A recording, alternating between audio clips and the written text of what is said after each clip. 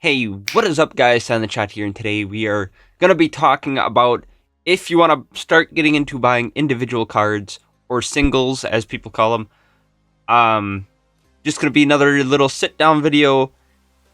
These videos are pretty easy to make. I just sit down, look into a topic, and start rambling on about what I think. Maybe it's not 100% what everybody else does, or maybe I'll miss a couple things or any of that, but I'm just going to tell you what I see in the hobby or whatever. And I'm going to be referencing Pokemon, but this could be anything, really. Any cards besides from maybe a couple points, because like I said, typically we do Pokemon on this channel, but we have opened other stuff. I would recommend doing your research into if you're going to be buying individual cards, because you want to make sure, the prices and everything will go down the points. But number one is, I would say, make sure you look if there is a promo or in different languages of the card, because that could be a big price difference. There are some cards in Japanese that are pulls, and then they transfer to English into a promo. So the promos are typically a little bit cheaper, besides from when they were getting pumped up. I don't know if they still are. I don't check the market all the time, but they called it promo FOMO. Like, everything was selling for a lot. That's just the state of the hobby right now.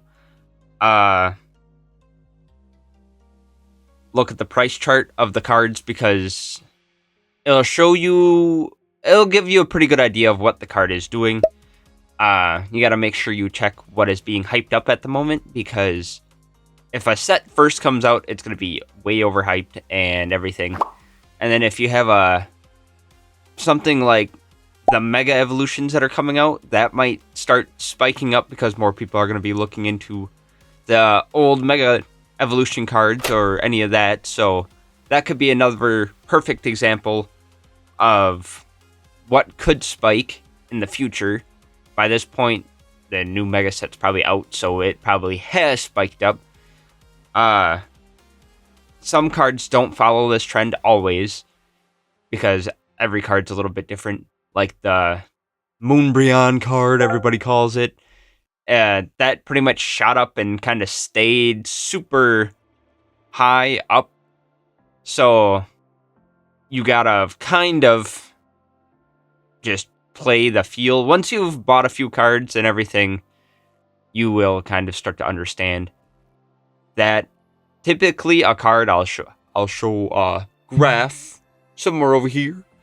A card will spike way up when it first comes out, and then it'll kind of dip down after, that first initial hype is done. New cards, new sets come out. So after a couple months, typically the card will start to dip. And then after about a year or two, when the set starts to get out of print, it'll start to naturally grow again. Like most cards, it should naturally grow up a little bit more and more until it gets vintage, I would say. Whatever you consider vintage. When you're buying cards, I'd look into a good seller.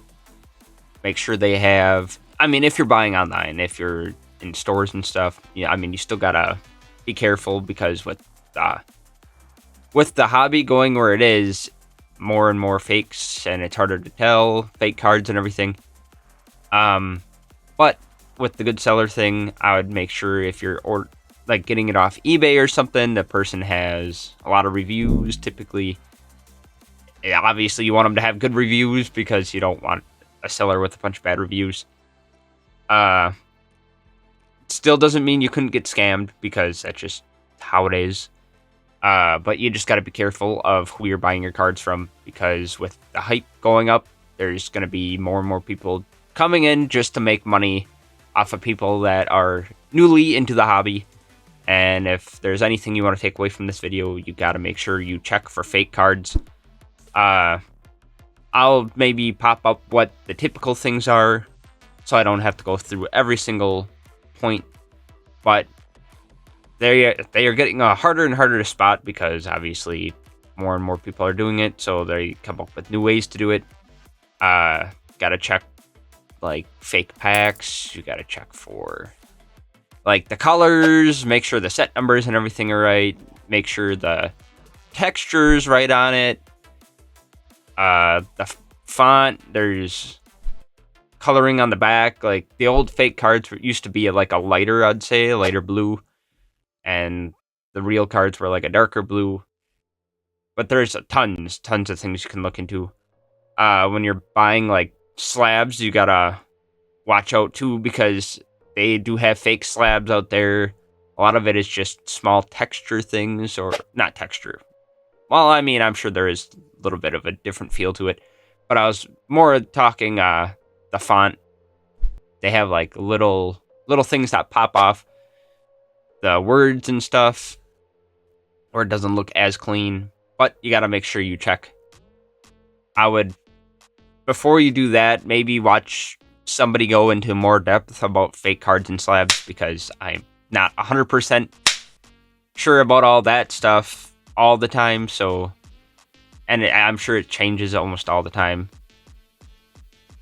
You gotta, if you're buying slabs, check the price difference for the grades, because sometimes a PSA 10 and a 8 could be a big difference. If you don't care so much about like, oh, it's gotta be a 10, if you care, like, just want the card, like I buy 8s and 9s and 7.5s even, and I mean they're pretty decent looking cards even at that grade level, and I just want the card, and that could save you hundreds of dollars in the long run, hundreds, even thousands, depending how much slabs you buy.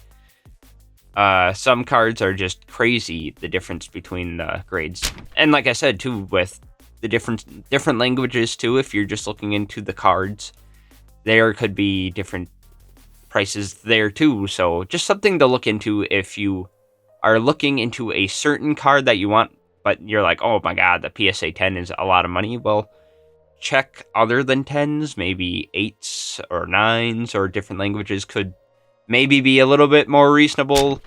I mean, depending what you're looking for, it still could be expensive. Like I said, there's just cards that are like grail cards that people just want a lot of money for. And then, I mean, the price could dip in the long run too, if you're looking into something like, I know a lot of tag team cards were getting hyped up and a while back, and the prices were going really, really high. I would have to look at if they started going down a little bit again, but I opened a lot of tag team and stuff, so I didn't really have to buy any of that. Other than that, I would just say you just gotta keep your eye out for deals too. Warning. Just see if somebody maybe is selling something to get rid of it, and you can get something for a good price. I'm not saying that, but oh my god, you gotta push for like a good deal. Don't need to be that person, try to haggle them for like nothing, but like some people will try to part with cards that they've had a long time and they just want to get rid of them. You can find good deals. I mean, trade with your friends, everything. I hope you guys enjoyed this little video that I was just rambling about. Hopefully I did it justice to what I kind of wanted to talk about. I was kind of looking at my notes a little bit, but I probably missed a couple points. It's just what I always do. If you guys want to see me talk about any topic at all, I can try to look into it a little bit and make a video and talk about anything, from if you want me to go more in depth on like Japanese cards, anything. I've bought a fair amount of Japanese cards in the past and stuff like that, so I'd be willing to talk about any topic you want.